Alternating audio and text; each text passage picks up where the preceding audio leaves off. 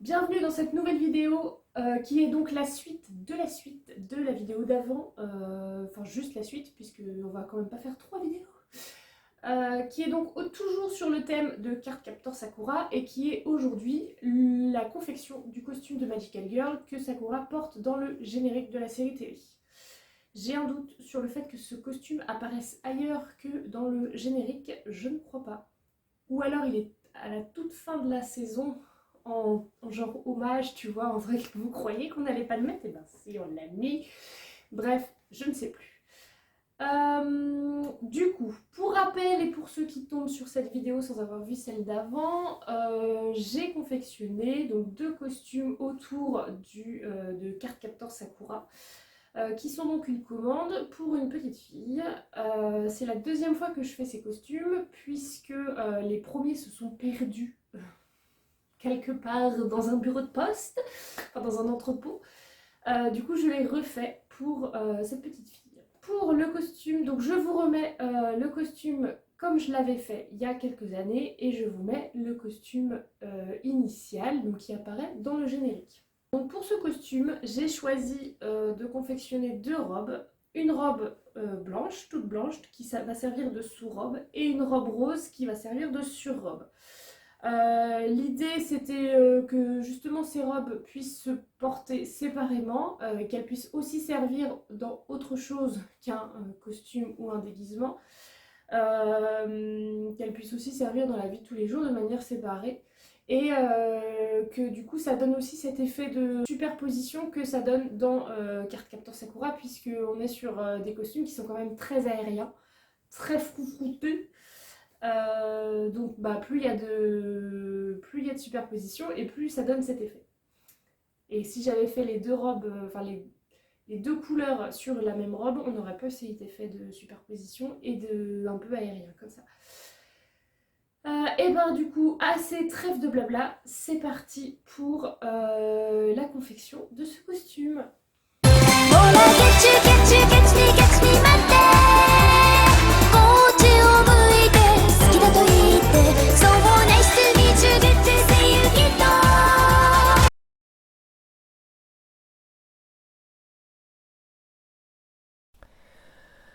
On commence tout naturellement par la coupe. C'est un pratique, la logique même de faire de la couture, c'est qu'il faut d'abord commencer par couper. Sinon on peut pas coudre. Bref, donc on commence par faire les pans de la jupe.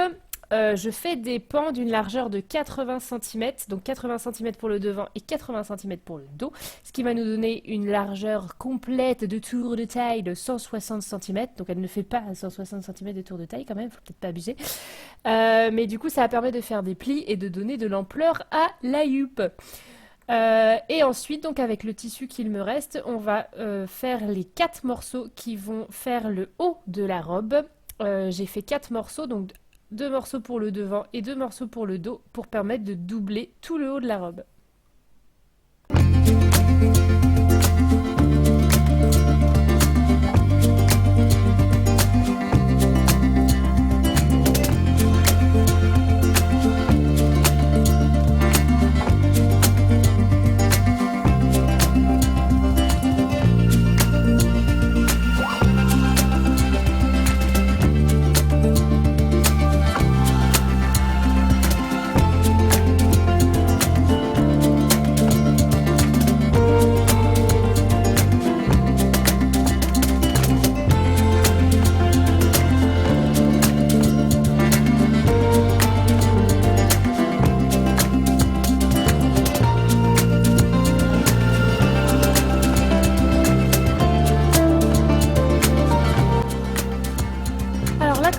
J'ai retrouvé en fait le tissu que j'avais utilisé pour la dernière fois et notamment le trou dans lequel il y avait autrefois un béret rose de préférence.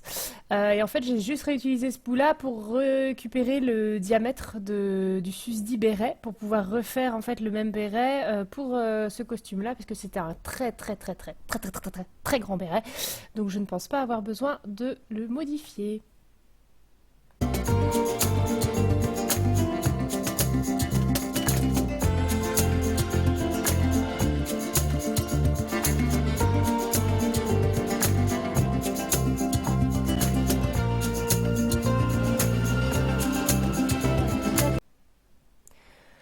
voilà donc en couture et donc je commence par faire le dos de la robe.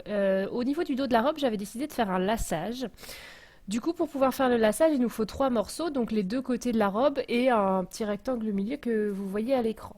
Et donc pour pouvoir faire le laçage, j'ai pris des petits lacets, voilà, que j'ai coupés en tout petits morceaux et que j'ai ensuite assemblés de chaque côté pour pouvoir faire les passants, pour pouvoir faire le laçage. Donc ça demande un petit peu de temps, du coup, il faut faire hyper attention quand on fait la couture de bien prendre tous les passants. Mais bon voilà, et donc on va faire ça de chaque côté du dos pour que ensuite tout le dos soit construit.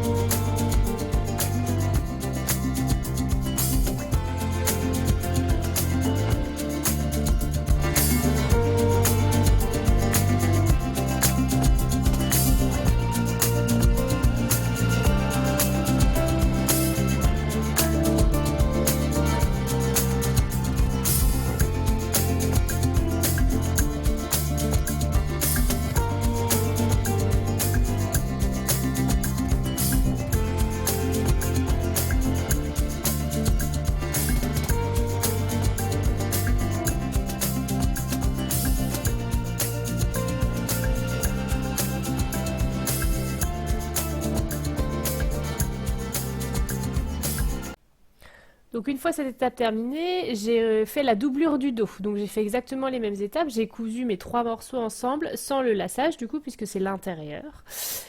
Et ensuite j'ai assemblé donc mon devant et mon dos du devant, le devant et le dos de la doublure et ensuite on va assembler la doublure et le devant ensemble.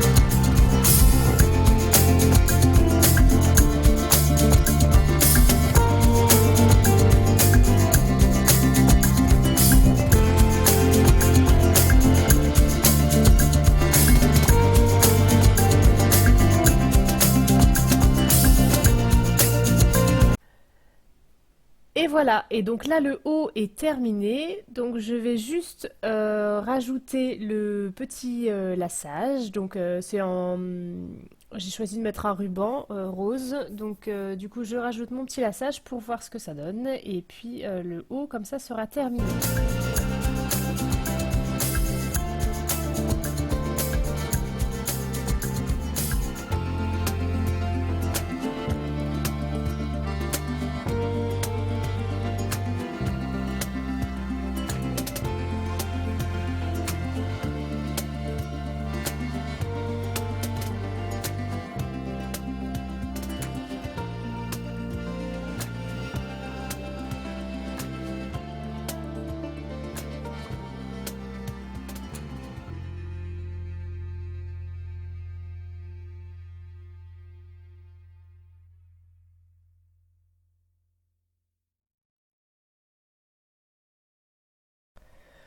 On continue donc avec la jupe. Donc on va d'abord assembler le devant et le dos de la jupe et ensuite on fera le fronçage en haut de la jupe pour qu'il puisse ensuite être assemblé au niveau du haut de la robe. Et on finira par l'ourlet et le petit ruban jaune qui est en bas de la robe de Sakura.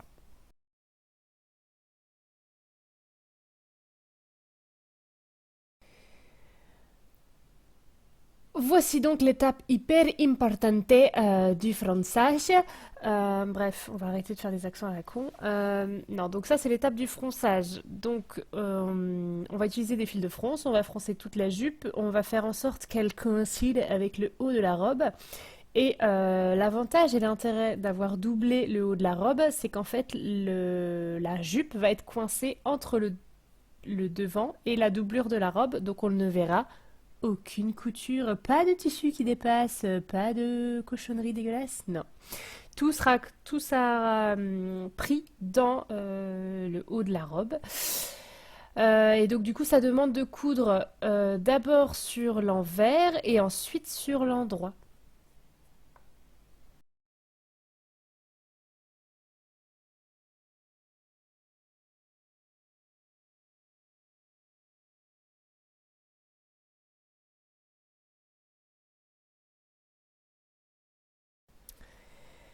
Et comme vous le voyez, et comme à mon habitude, je fais des plis. J'ai froncé, j'ai fait un fil de fronce et j'ai froncé de façon à ce que ça corresponde à la largeur du haut de la robe. Mais j'ai ensuite marqué, j'ai fait plein de petits plis parce que du coup j'aime pas trop le principe de la fronce. Je préfère faire des plis parce que quand ça fronce, et ben moi souvent c'est comme ça que tous les plis sont pas pris dans la robe et qu'il y a des trucs qui dépassent et c'est pas droit, c'est pas machin, c'est pas bidule. Bon bref. Donc je préfère faire plein de petits plis. Ça prend un petit peu de temps. J'ai mis 3/4 d'heure à faire cette étape, mais bon voilà.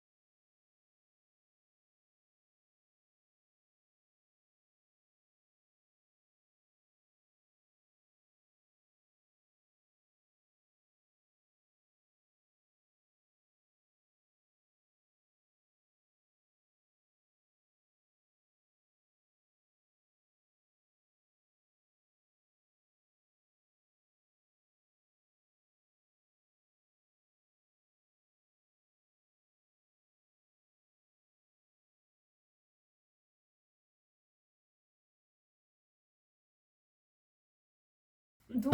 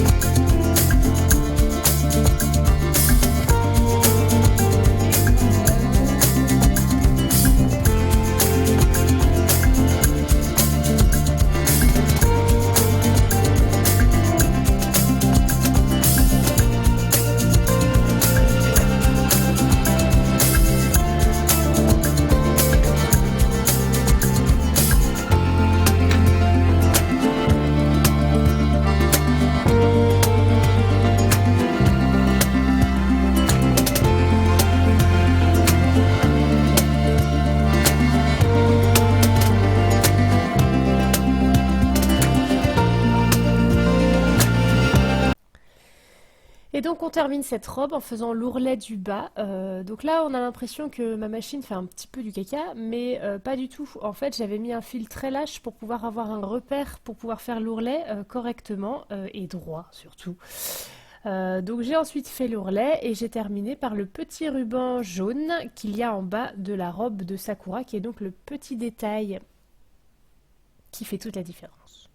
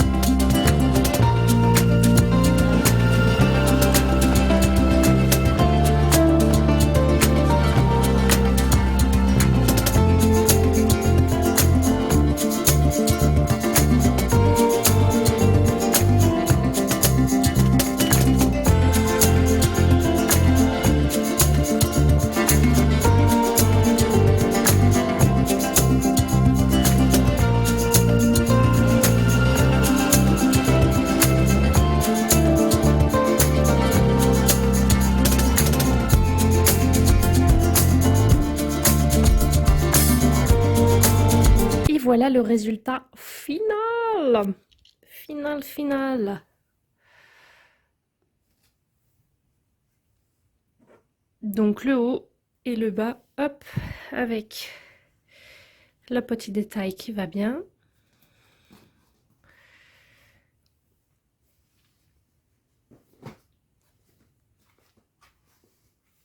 Hop. Et le dos. Voilà. Avec la possibilité de la fermer comme ça et donc de marquer la taille.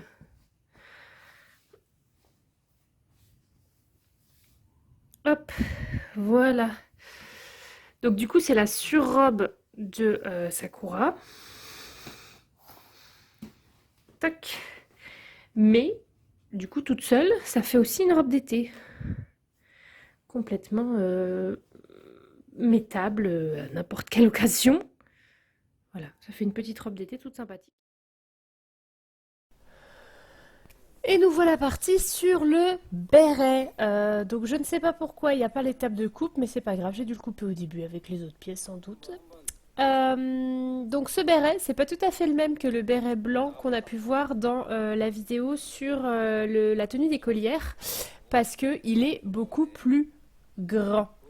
Et surtout, il n'est pas adapté à la tête comme l'autre. J'ai mis un élastique au niveau du tour de tête pour qu'on puisse avoir justement cet effet un peu plus froufrou et beaucoup plus grand que ce qu'on peut avoir sur celui de la tenue d'écolière. Donc après, ça reste un béret somme toute basique, hein, deux pièces, une grande pièce qui fait le haut du béret et une pièce avec un trou dedans pour pouvoir passer la tête, dans lequel donc on a fait un petit tourrelet en bas pour pouvoir mettre l'élastique.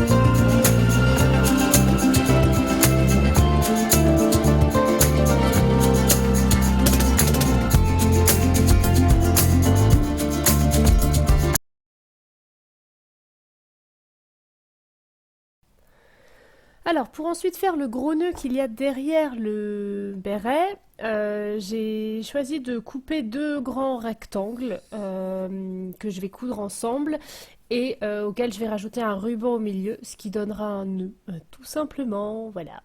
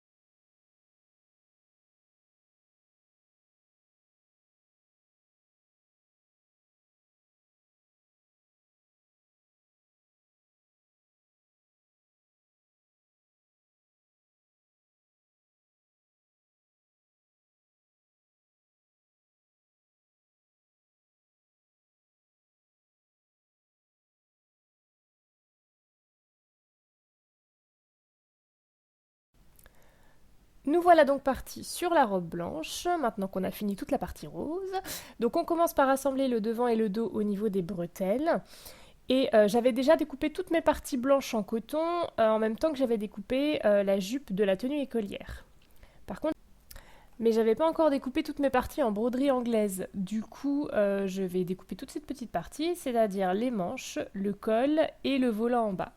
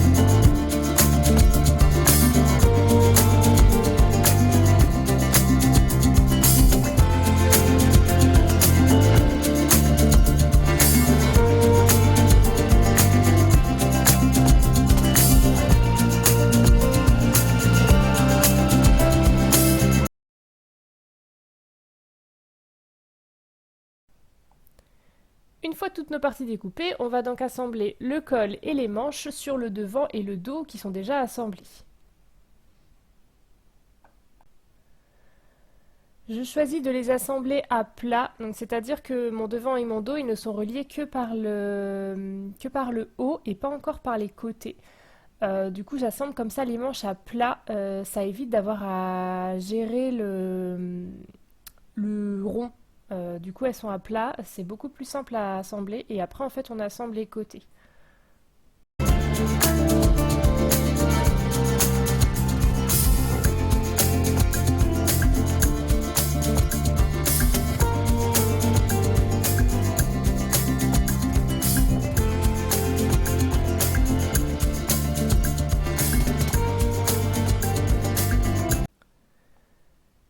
Comme vous le voyez, en plus, ce sont des manches ballons, c'est-à-dire que les manches sont plus larges que la place qu'on a sur l'emmanchure pour justement avoir cet effet bombé.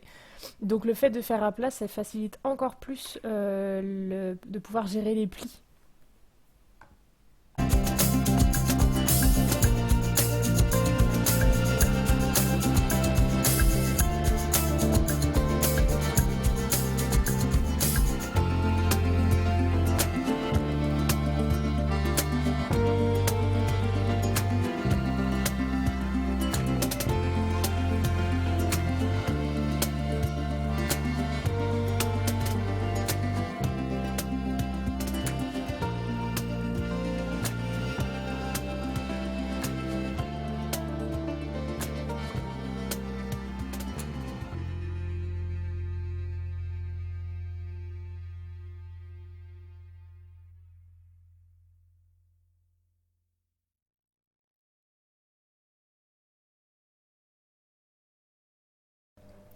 Donc une fois le col et les manches montés, je prends ma surjeteuse pour assembler le devant et le dos sur les côtés, parce que du coup le haut de cette robe ne sera pas doublé, contrairement à la robe rose où il y avait une doublure. Celui-là, il n'y a pas de doublure. Donc pour que les coutures soient jolies et que ça fasse propre et fini correctement, je décide de surfiler tous les bords en fait, donc les côtés et aussi voilà, l'intérieur des manches et les bords des manches.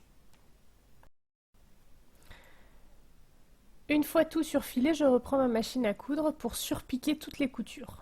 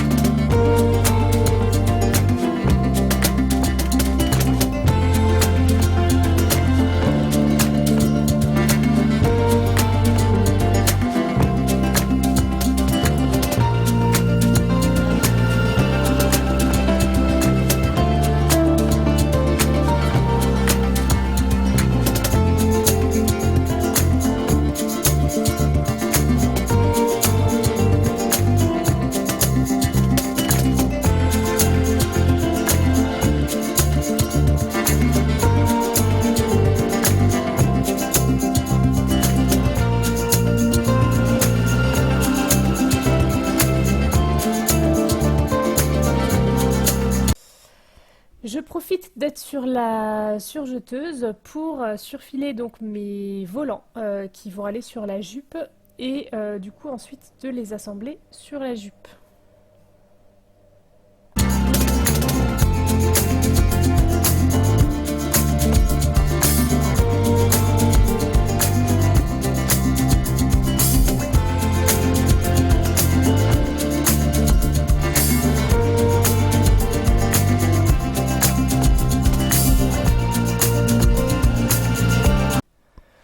Je surfile aussi le bas de la jupe pour ne pas avoir à faire d'ourlet ou de rempli, ce qui va faire perdre de la longueur à la jupe. Et là, comme vous pouvez le voir, je ne fais pas de l'endroit contre endroit, je fais de l'envers contre endroit, c'est-à-dire que je vais faire mon fil de fronce pas au bord, vraiment un peu plus bas sur la jupe, de façon à donner un effet volant en haut et en bas.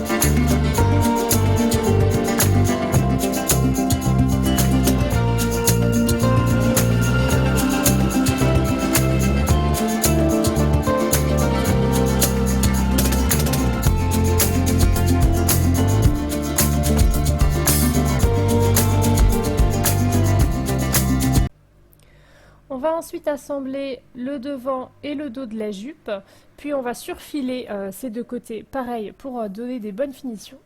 Et ensuite, une fois que ça se sera terminé, on assemblera la jupe avec le haut.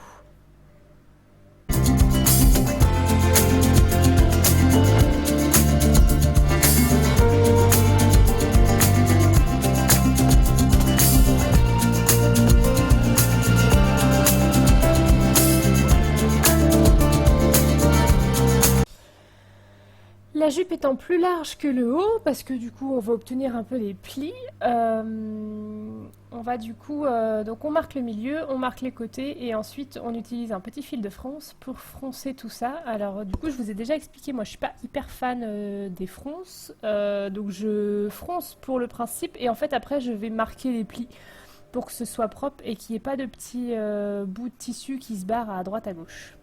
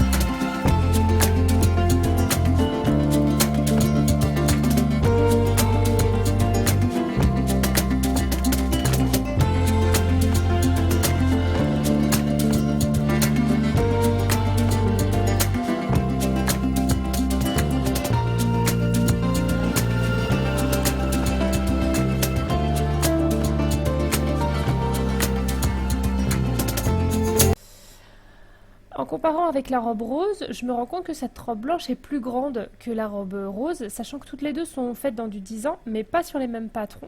Du coup, la taille n'est pas pareille, elles sont pas taillées pareil.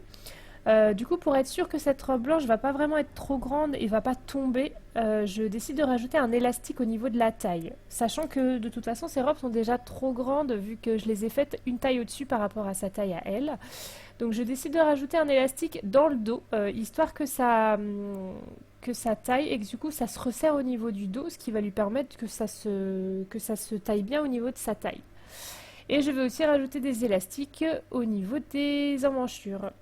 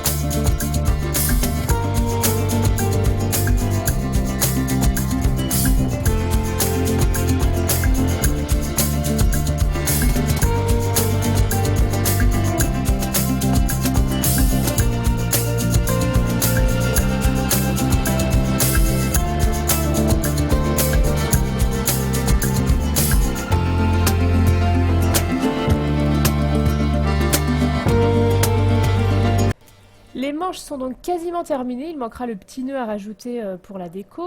On va maintenant s'attaquer au col. Donc mon col est composé en 3 parties, le plastron qui est déjà assemblé au devant, un rectangle tout simple qui va servir de tour de cou, et ensuite une 3e partie qui est le bord de la broderie anglaise. Le bord de la broderie anglaise était ajouré, du coup je me suis servi de ce bord pour le rajouter au-dessus pour apporter une finition un peu ajourée au tour de cou. Et le dos, j'ai juste fait une ouverture dans le dos avec une fermeture de jupe pour permettre de pouvoir enfiler la robe par la tête.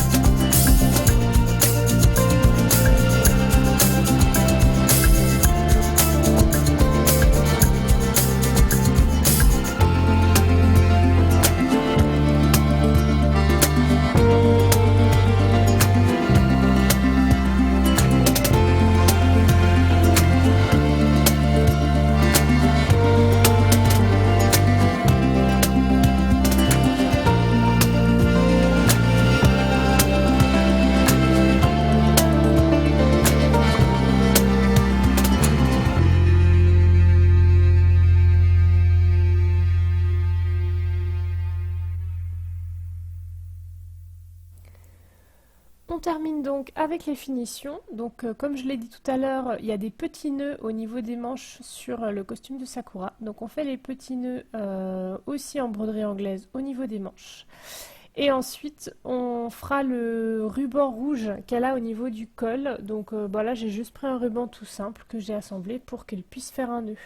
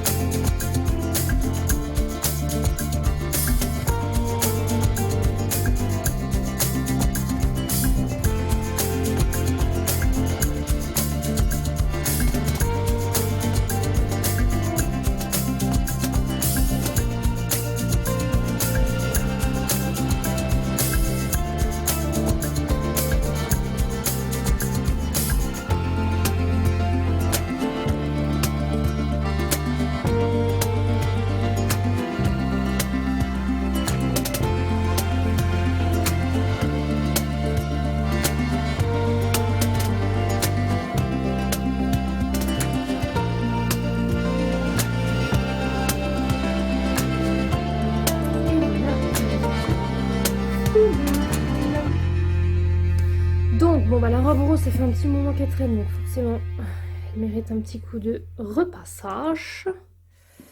Mais bon, donc voilà, avec les petits nœuds, le nœud qui va bien, le chat, l'autre petit nœud, le béret, voilà, le chat,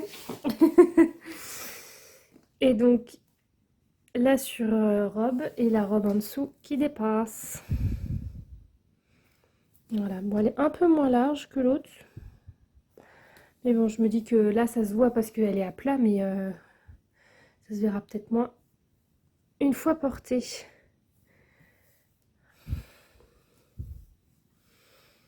Voilà.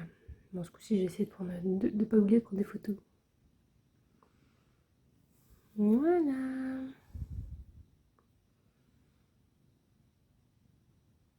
Ok.